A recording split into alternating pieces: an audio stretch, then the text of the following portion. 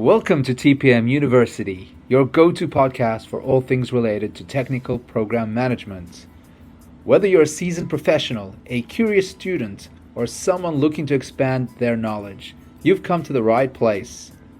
Here at TPM University, we dive deep into the world of technology and project management, bringing innovative ideas, best practices, and the latest trends to help make you a better TPM.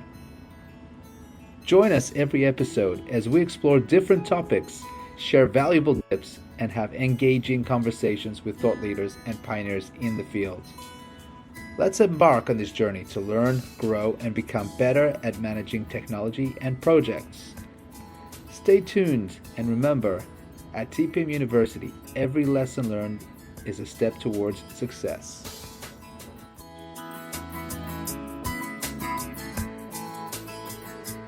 In today's episode, we will talk about the most talked about topic in technology, the most profound since the invention of the internet, and that's generative AI or GenAI. We have seen it touch every facet of our industry, specifically in software engineering. We will dive deep into how GenAI and prompt engineering can help us as technical program managers, new and seasoned, enrich our workflows, enhancing our level of operations. I am Doran Katz, founder of TPM University and your host. Welcome to the first episode of our new podcast. I am excited to be bringing in-depth topics of interest to TPMs to help hone in your hard as well as soft skills in this broad discipline. Today, we'll walk through use cases of prompt engineering, give you real-world examples. We will then go through key techniques and strategies to leverage layered prompts, prompt chaining, and more. We'll also explore common challenges and pitfalls and talk about career implications in this field, especially for TPMs. We will start by defining what is GenAI and what is prompt engineering, pick up some common techniques and strategies, talk about challenges, solutions, and take a speculative glimpse at the future of prompt engineering. We have a lot to cover, so let's get started. What is GenAI? Let's paint some broad strokes of what GenAI is, starting with artificial intelligence, or AI. AI refers to systems performing tasks that require human intelligence, and one such example is traffic prediction in a navigation app. A subset of AI is machine learning, or ML, which develops algorithms to self-learn rather than rely on predefined decision-based rules. A branch of ML is deep learning, and that focuses primarily on algorithms that mimic the neurons of the brain. You may have heard of the term artificial neural networks, or ANNs. They're great at operating with vast amounts of data and performing on tasks such as images or speech recognition. Now, prompt engineering, what is that? Well, that's a fancy way of inputs, basically. So prompt engineering is the practice of designing and refining the inputs, the questions, instructions, or statements that you give to GenAI models to achieve the intended useful outputs that you're after. Well, since generative AI responds based on prompt wording, structures, and context, the effectiveness of output depends on how well the prompt is crafted. It combines technical understandings of AI with creativity to guide the model towards delivering clear, actionable, and relevant results. So it makes for an essential skill that you'll need to have to leverage AI effectively in professional and technical domains. There are two types of prompts: direct prompts and chain of thought. Direct prompts is a one-shot, simple question prompt, basically. So you could ask, what is the population of Australia? Chain of thought prompts entices an incremental reasoning. So it asks the system to explain their thought process before solving the problem. Sort of like a math problem. You don't really want just the answer. You kind of want to know how it came about, the answer, the workings of it, basically. Tokens. So tokens, after receiving the input, the LLM receives then generates a text response, such as a text computation, by breaking input into smaller segments, and those are called tokens.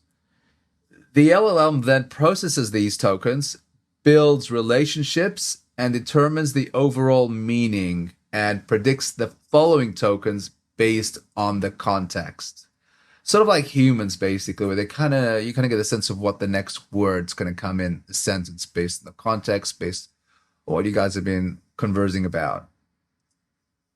Fine tuning. So, of course, GDPs may still lack the nuanced knowledge in a specific area. And this is where fine tuning comes in. It helps improve the accuracy of the model. So let's go to some real world examples here. So this will help us make meaning in a practical sense. So let's think about this. Traditionally, solving a tough problem might involve hours of digging through documentation, pulling in experts, running tests, figuring out logs and traces. This is an SRE type of scenario, and me being in the SRE team, well versed in this. So, you kind of go through these usual steps. You bring in GenAI now, and it's like having a super smart assistant who works at lightning speed. Need to brainstorm solutions, you throw in a question, and boom, it gives you ideas you haven't even considered. Still debugging an issue, it can analyze logs, suggest fixes, or even write for you a snippet of code to try out.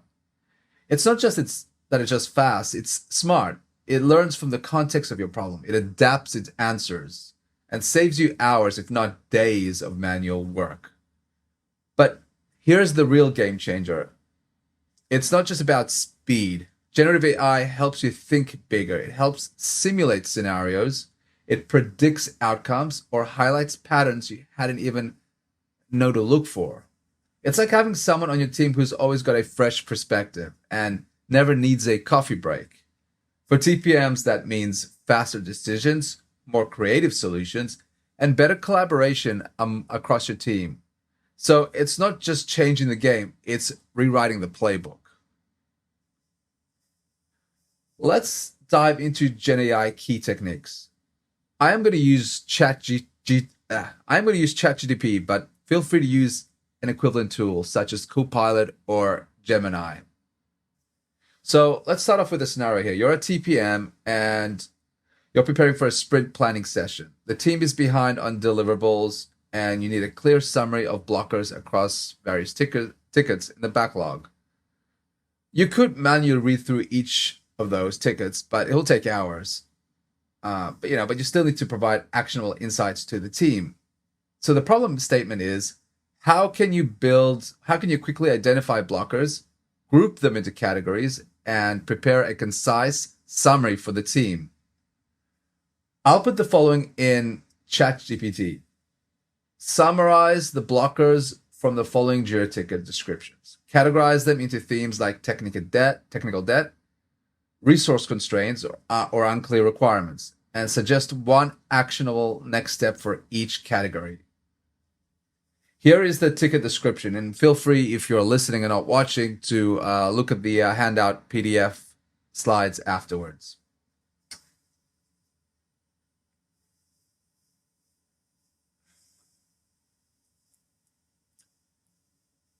And there you have it, some insights on the issue. So you can see here we've got technical debt, code-based refactoring delays due to outdated dependencies. Next step, schedule a dedicated sprint to update and test dependencies. Resource constraints, insufficient backend support for API integration. Next step, reallocate resources from the front-end team for backend tasks temporarily. And you can see here all the other items here. So it's in a structured way and helps lead discussion in sprint planning.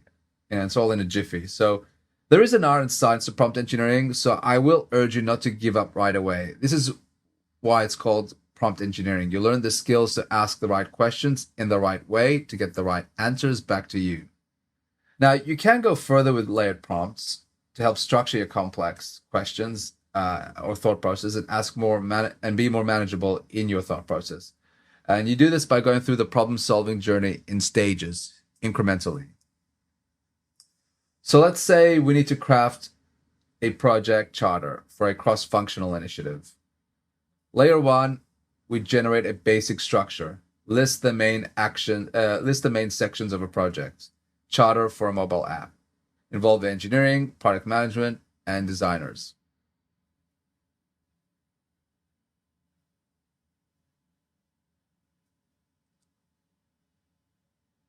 So you can see here, ChatGPT is building all these different sections now. And it's even asking us to format it in a formal document if we want to have it in a Word document or a PDF with anything else. And now layer 2, we expand on each section. For each objective section, draft specific measurable goals for a project, aiming to improve system reliability by 20%. So you see here, it identifies reduce system downtime by 20%, gives us a target and a metric, which is measure total downtime minutes per month and compare with baseline, improve MTTR by 25%. So our target here, decrease MTTR from an average of 60 minutes to 45 minutes per incident by optimizing alerting, automation, and on-call procedures. And so it continues to generate the different targets here and metrics. So achieved 99.95% system uptime, enhanced system observability with 100% coverage of key services, and so on. So it's quite interesting and quite powerful, I'd say. Layer 3, we redefine the language and format. So we want to rewrite the objectives in concise professional language suitable for stakeholder reviews. And there you have it. You can see that this is an example of a layered staggered approach, which is basically the why behind the why. Now let's get a bit more advanced here. So now we're going to use prompt chaining and context setting for detailed, actionable results. So we'll use system roles prompts to mimic domain experts. So here we'll set the context with a system role, something like you are an experienced TPM specializing in microservices design. Your goal is to guide a team of engineers and project managers in creating a detailed migration plan for a monolithic application. The application serves millions of users. Define the outcome and chain it to the next prompt, basically. So, and based on your expertise, outline a high-level migration plan with key phases, milestones, and risks. You can see here it's going through that, and it's broken down by the different weeks, different phases, with goals, key actions, and an actual specific actions that it's trying to do based on the problem and the application that we've kind of explained. You can obviously go into more detail, give it some more context, and it'll be more specific to your case. But this is just taking a general, application with a lot of assumptions and using a lot of best practices, a lot of tools and applications that are part of the normal tech stack that teams do these days. So you can kind of see with Kubernetes and microservices, things like that it's trying to do. So even goes into deploying feature flags for controlled releases, all different milestones, full cutover and monolithic decommissioning. So it goes through all those different stages, the go, no go, final performance and security testing. Section 3 here, it goes through key risks and mitigation strategies. So it even builds out a table here of risk and mitigation strategy, each of those, downtime services, things like that, which is quite powerful. I mean, it may not be 100% accurate, but this is where you go through and be more specific, be more prescriptive where you can. And it helps provide, additional insights that you may not have thought of here. You can see section 5, it goes through stakeholder sign-off. And it asks finally for any refinements or additional details, and that will help further tweak and configure this, which is fantastic. So challenges and solutions. Let's talk about some common challenges, headwinds facing prompt engineering and GenAI. So what are some of the common challenges? Well, GenAI, for one, relies on prompts to generate responses, but ambiguous or poorly phrased prompts can lead to irrelevant or low-quality outputs. We just went through an example of prompt engineering chaining and to help guide GenAI by decomposition.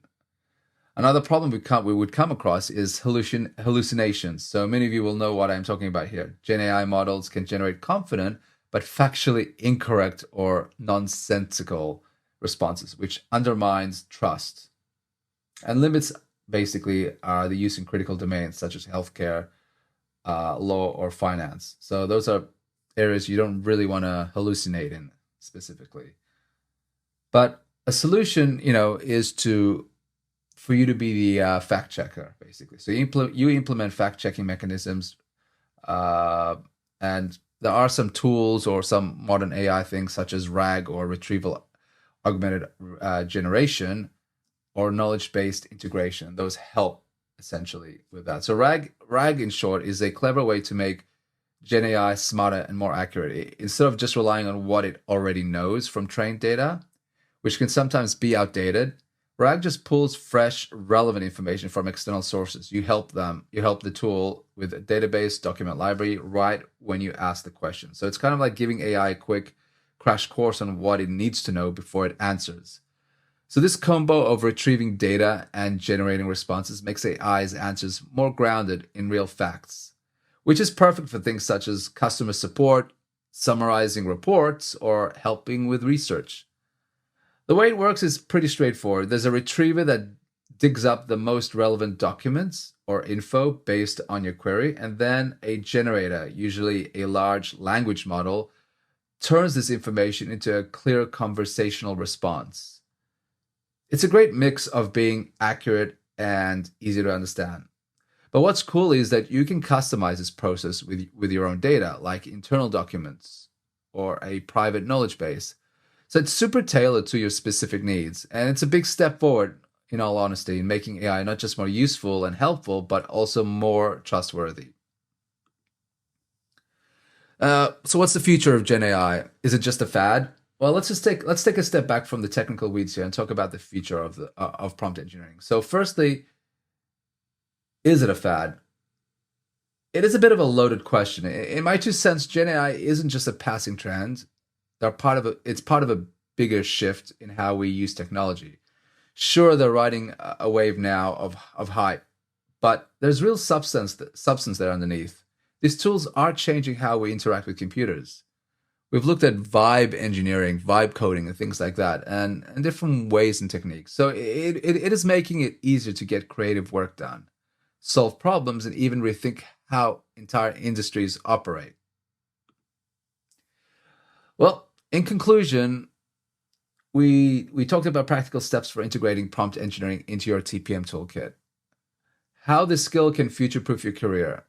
So there's a bit of a call to action here. So we'd love for you in this podcast to email us at podcast@tpmuniversity.com or go on our LinkedIn page, search for TPM University.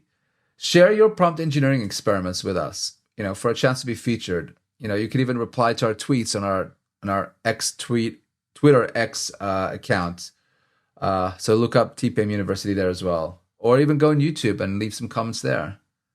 We'd also love for you to suggest topics or guest speakers as we look to further refine and build this podcast. So thank you for tuning in to TPM University podcast. If you've enjoyed this episode, consider following the podcast as well as giving it a rating on your podcast app of choice. Be sure to also subscribe to our free newsletter at tpmuniversity.com and also follow us on X at TPM University. We enjoy this podcast and we look forward to the next episode. And stay tuned. Keep on learning.